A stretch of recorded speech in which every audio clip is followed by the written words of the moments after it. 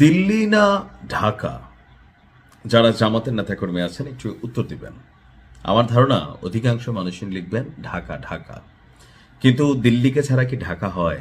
না, দিল্লিকে ছাড়া ঢাকা হয় না। কারণ ঢাকার তিন পাশ ঘিরে, অর্থাৎ বাংলাদেশের তিন পাশে যখন ভারতেরই বসবাস, সো ভারতকে ডিঙিয়ে বাংলাদেশ ভালো থাকতে পারবে না, আবার বাংলাদেশকে চোখ রাঙিয়ে ভারতও ভালো থাকতে পারবে না।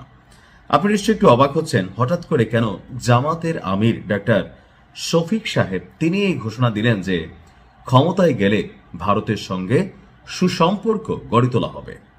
আলোচনাটা মাঝখানে একটু রসালো হয়েছিল যখন আমরা শুনলাম যে জামাত আমির যখন তিনি অসুস্থ ছিলেন তখন ভারতের দুই কূটনীতিক তার সাথে দেখা করেছেন, এমনকি বিষয়টা গোপনীয় রাখার জন্য এখানে একটা কথাবার্তা হয়েছিল। সো স্পষ্ট জিনিস কেন গোপনীয় হবে এ নিয়ে অনেক আলোচনা সমালোচনা মাঝখানে ছিল।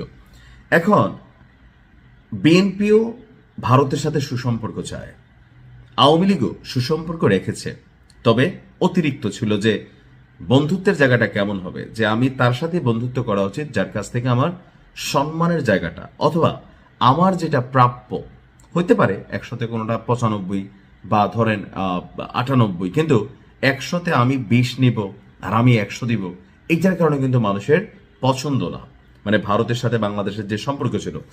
তো এর মাঝখানে আমরা বরাবরই জামাতের যে অবস্থান দেখছিলাম বা জামাতের যারা নেতাকর্মীরা আছে কথায় কথায় বা তাদের যে জোট আছেন দিল্লি না ঢাকা, তো সবাই বলে যে ঢাকা ঢাকা। কিন্তু এখন জামাতের শফিক ভাই তিনি যখন বলেন যে ভারতের সাথে সুসম্পর্ক গড়ে তুলতে হবে, এখানে আপনার পররাষ্ট্র নীতি বুঝতে হবে। এখন আমরা যারা আমজনতা আছি ছোট্ট উদাহরণ দিলে বুঝবেন, যেমন ফুটবলার লিওনেল মেসি অথবা রোনালদো অথবা আপনার পছন্দের যে কোনো খেলোয়াড়, তারা যখন বিদেশের মাটিতে বসে কোনো একটা ম্যাচ খেলে আমরা চা দোকানে বসে আরে ধুর বেটা, হ্যাঁ 5টা দেওয়ার কথা ছিল ডাইনে দিয়ে দিছি বামে, আমাদের মধ্যে মনে হয় যে আমরা মেসির গুরু এখানে চা দোকানে বৈশা বৈশা চা খাচ্ছে আর খেলা শিখাচ্ছে। ধুর বেটা খেলাটা কিটা খেললো, খেলতেই পারে না, আছে না আছে। ক্রিকেটারদের নিয়েও আমরা কিন্তু এই ধরনের আলোচনা করি, কিন্তু যিনি মাঠে খেলেন, যিনি চেয়ারে বসেন, তার বিষয়টা আলাদা। আপনাদেরকে একটু সহজ করে দিচ্ছি। আমাদের এখন এই মুহূর্তে যে ধর্ম উপদেষ্টা আছে খালেদ ভাই, হেফাজত ইসলামের সম্ভবত, তিনি কয়েক মাস আগে মদের লাইসেন্স দেওয়া নিয়ে তিনি একটা কথা বলছিলেন যে আপনি যদি 20-12 হজ করে আসেন, আপনি যত বড় ধর্মমন্ত্রী হন, স্বরাষ্ট্রমন্ত্রী হন, যত 5 ওয়াক্ত নামাজি পরহেজগার, কিন্তু আপনি যখন এই চেয়ারে বসবেন আপনাকে মদের লাইসেন্স দিতে হবে। এই মদ বেচা বা বাংলাদেশে মদ যে আসতেছে এগুলোর থেকে যে টাকা বের হয় ওই টাকাই আপনার আবার মসজিদের জন্য ফান্ড হিসাবে যায়, কারণ এটা থেকে ট্যাক্স আসে, রাজস্ব আসে।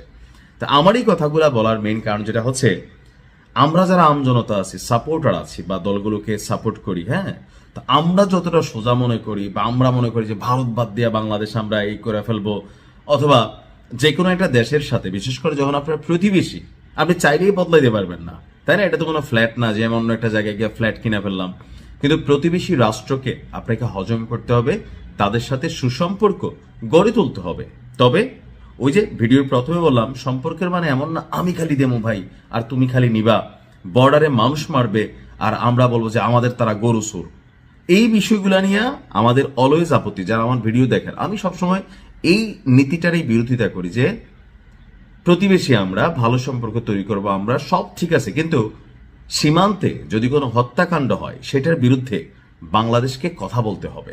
আমাদের যারা রাজনৈতিক ক্ষমতা থাকবেন তাদেরকে এটার জবাবদিহিতা চাইতে হবে ভারতের কাছে, যে কেন ভারতের সাথে সুসম্পর্ক এখানের চেয়ারে যেই বসবেন, এবার এনসিপির যদি নাহিদ ইসলামও বসে 3 দিন পরে সেও ভারতকে বলতে হবে যে দাদা আপনার সাথে ভালো সম্পর্ক রাখতে চাই।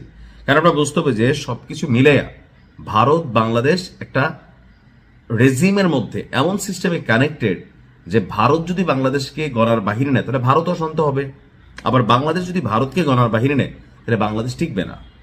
সো এখানে এভরি পলিটিশিয়ান তারা আসলে ভারতের সাথে সুসম্পর্ক গড়ে তুলতে হবে।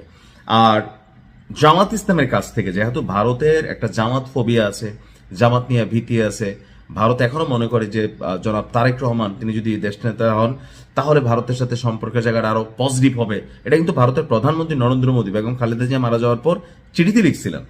তো সেই জায়গায় ভারতের একটা মৌন, গৌণ না হোক মৌন, মানে অল্প পরিমাণ ভালো লাগা কিন্তু থাকতে হবে যে এখানে ক্ষমতায় কে বসতেছে, কজ ইন্টারন্যাশনাল এখানে খেলা চলে। তো সেই জায়গা থেকে জামাত যেটা ভারতকে মেকশিওর করতে চাচ্ছে যে জামাত নিয়ে, যে জামাত ক্ষমতায় আসলে রিস্ক বা প্লাস মাইনাস যে চিন্তা ভাবনা, এগুলা ভুল। জামাত ক্ষমতায় আসলেও কোনো রকম নেগেটিভ কিছু হবে না। ভালো থাকুন, আসসালামু আলাইকুম।